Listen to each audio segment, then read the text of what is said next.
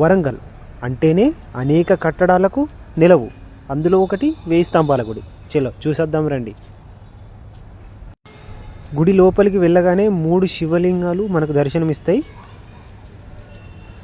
చూడండి ఎంత చక్కగా, ఎంత అద్భుతంగా నిర్మాణం జరిగిందో. పక్కనే ఒక నీటి కొలను కూడా ఉంటుంది.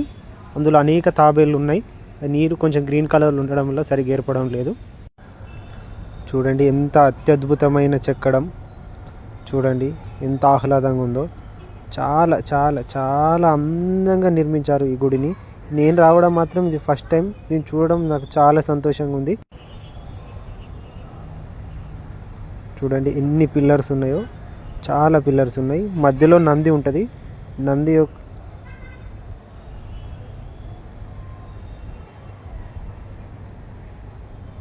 ఇటు సైడ్ ఒక గుడి, అటు సైడ్ ఒక గుడి ఉంటుంది. మధ్యలో నంది ఉంటుంది. దీన్ని చూడడం నాకు చాలా సంతోషంగా ఉంది. ఎప్పటికీ దీన్ని మర్చిపోలేను. చూడండి ఎంత అద్భుతంగా నిర్మాణం జరిగిందో. చాలా చాలా చాలా